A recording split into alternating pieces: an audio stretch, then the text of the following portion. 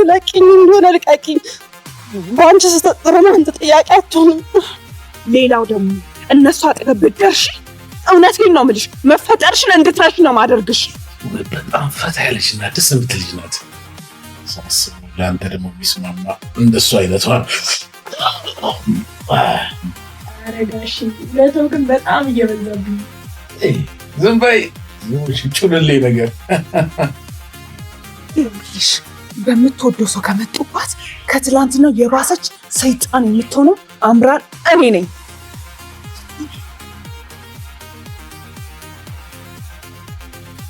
እንደውም እትዬ የት እንዳሉ ተናገሪ። ባልነግርሽ ምን ታምጫለሽ? በዚህ ቅንድብ መላጫ አንገትሽን ነው የምጠነግብልሽ። አረ ስቀልድ ነው። አሁንማ አንድ ፍሬ ልኝ። ምን አይነት ጆከኛዋን ነው ያመጣው ዳጊ? ምን ነው አልኩት። ጆከኛ እያሉኝ እንዴት ነው የማይወዱ? እስቲ ለዚህ ጌጃ ነገር የለም። በጣም ፈታ ያለችና ደስ የምትል ልጅ ናት። ሳስበው ይሄ ነበር ይቀራችሁ። ልጄ የሆነ ዱላ ነገር የለህም? ምን ነው ማኝ መቆማጣትሽ እንዴ? ማለት ጎርቶሻል? ሴትዮዋ ጎርታሻለች ማለት ነው? እንድትመታ የለጮኛ ልሰጣት ነው እንጂ አታይም እንዴት እንደምትገላመጠኝ። ቆንጆ ቃላቶች ይመጡልኛል። ይቅርታ ማለት ላቅፍ እችላለሁ። ለነገሩ በኋላ ይሻላል መሰለኛል። እሺ ተረጋጊ። ምን ሆነሽ ነው? በጣም ፈርቼ ነበር ዳጊ። ፍቅሬን አትቀበለኝም ብዬ በጣም ሰግቼ ነበር። ተቀብዬሻል። አለገይ ነው። እሺ በቃ ሰው ምን ይለናል እንዴ? ተናገሪ። በዚህ ሰዓት የራሴ ሰው ቤቷ እየሸኛት ነው። አላምንሽም። ይልቅ እውነቱን ተናገሪ፣ አለበለዚያ ይሄን አንገትሽን እጥለጥልልሻለሁ።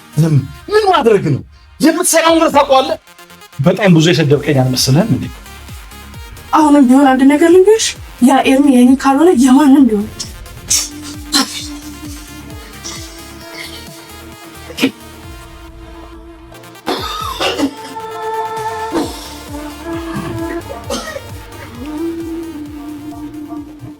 ከኮማንደሩ ክትትል ለማምለጥና ራሱንና የሚወደው ልጁን ለመታደግ ሲል አንዴ በጫካ አንዴ ጎዳና ላይ አሊያም ደግሞ የአእምሮ ህመምተኛና የኔ ቢጤ በመምሰል ሲንገላታ የሰነበተው የዳግም አባት ሲምባ ወይም ሰንበቶ እጅ የሰጠ ይመስላል። በጣም በኃይለኛው ሲያስለውና ለመተንፈስ ሲቸገር ተስተውሏል። ይህ የጤና እክል ደግሞ ዳግምን አባት አልባ ሊያደርገው ይችላል። ምናልባትም ህመሙ ለከፋ ባይሰጠው እንኳን እንደ ከዚህ በፊቱ ራሱን እየቀያየረ ከኮማንደሩ ክትትል ለማምለጥ ይቸገራል። አቶ ሰንበቶ እንዲሻለው ምክንያት ሊሆኑ የሚችሉት ደግሞ ዳግምና ጩና ናቸው።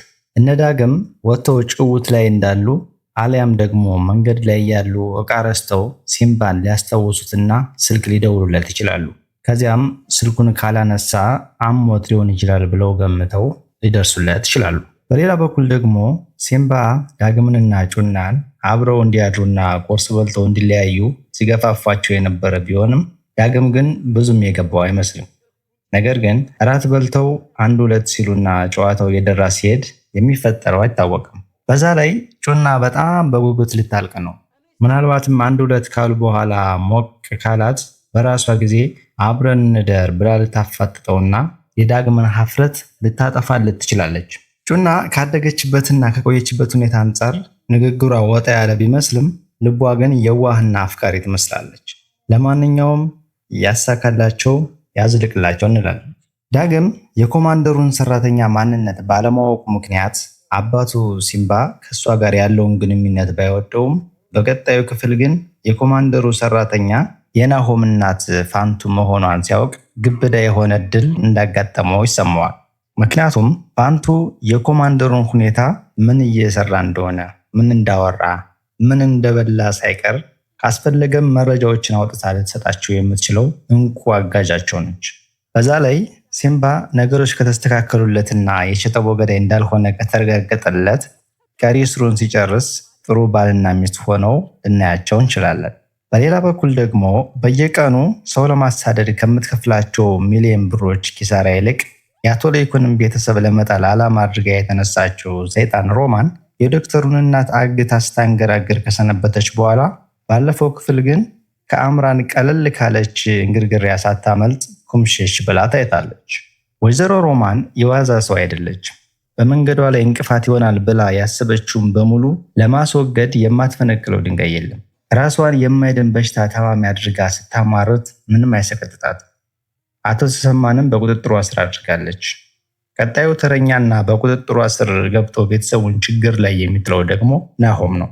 ናሆም የድርጅቱን ውክልና ተጠቅሞ ከሮማንና ከአቶ ተፈራ ጋር በመተባበር የተበላሹና ቀናቸው ያለፈባቸውን መድኃኒቶችና የህፃናት ወተቶችን ከቀረጥ ነፃ ያስገባሉ።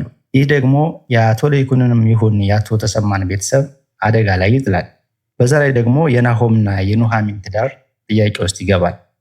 አቶ ተሰማ በበኩሉ ለጊዜውም ቢሆን የገንዘብ ማግኘቱን ደስታ መቆጣጠር ባለመቻሉ በአልኮል ስር ተሸሽጎ ቤተሰቡን መበጥበጥና መደብደቡን ተያይዞታል። የባስ ብሎም ወደ ወይዘሮ ሮማን ከልክ በላይ ጠጋ ሲልና ሊልከሰከስ ሲሞክር ነበር የታየ።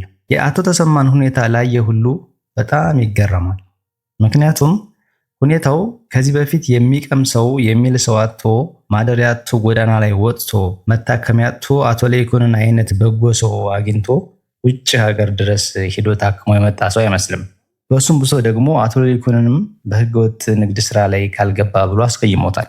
ከሁሉም በላይ ግን የአቶ ለይኩንን ቤተሰብ ከወይዘሮ ሮማን ሴራ የምታወጣቸው ብቸኛዋ ሰው ወይዘሮ ዝናሽ ነች።